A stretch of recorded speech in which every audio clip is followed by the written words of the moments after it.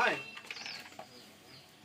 Còn này đầu tí lẩu nó ha chụp cái này chỉnh tuần nã này Chén nó làm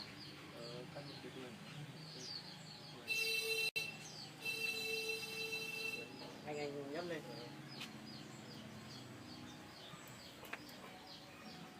Nó chỉ ra một tí tí thôi. Tí tí thôi mà.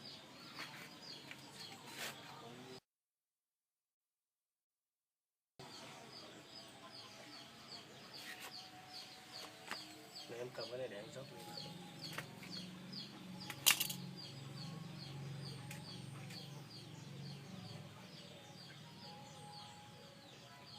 Đây mà kiểu hộ anh cần lấy hộ anh cái điện thoại đấy. Anh để đâu? Đây đang kêu ấy. Anh chứng minh một lúc à. Không sao không thấy ra nhỉ. Chặt vào đây, anh giữ lên. nó là lo nè. Đấy.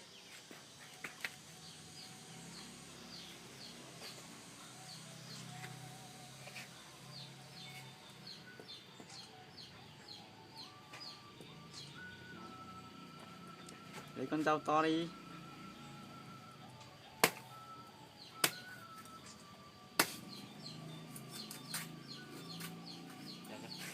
Này.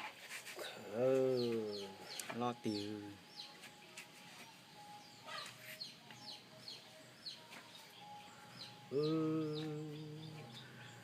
Món gà mà khá khó à. Trông cho chó. Cái chỉ thay của nào? Hả? Chỉ thay của đâu sao sao một tí nhỉ? Đập nát hẳn cái đầu đi. Đó, đập nát hẳn cái đầu. Là cứ cho này. Nó là tên chả là mồng thánh tuần này. Thế có thao đua à? Có thay của đua à? Có thay. Con này anh không nghĩ anh dám chơi đâu, dám ăn đâu. Anh nhìn thấy ngoài đường cạnh này. Ngon mà. Nhìn thấy ngoài đường thì rút đi nhanh đi. Anh còn bảo là lúc chín rồi ấy, không biết có dám không? Một tí á? Ừ. Ăn kiểu như ăn chả trứng thôi. Nhưng mà mình cứ nghĩ đến lúc nó như này mình thấy sợ quá. Có em so đây rồi. Cái loại này anh nhìn thấy anh toàn tránh xa nó rồi. Nó thẳng con này. Chưa giờ nghĩ lành sẽ chỉ con lúa ha. Con này với con này. Sẵn tôi tên mà dùng bỏ tao tên kế thế mà. Dùng cái quái một thôi mà dùng một tao tên mà chúng có lên dùng phép bỏ phỏng tao tu như vậy rồi. Rồi, thay sao à? Cái con rộ rồi cái gì tôi xài giò nó. Chanh rồi.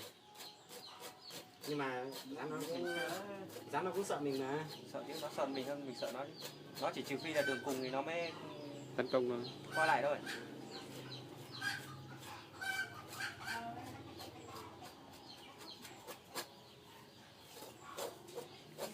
Hả? Lá lốt. Lá lốt này. Lá lốt này, từ đây em lấy luôn gia vị này. Lá lốt với lại lá chanh ở đây có rồi.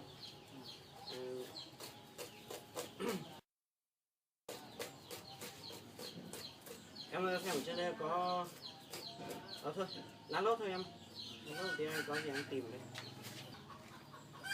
Cái này nếu mà có máy sinh tố thì có được không? Sinh tố để mình làm xay nó nhỏ ra. Không được rồi.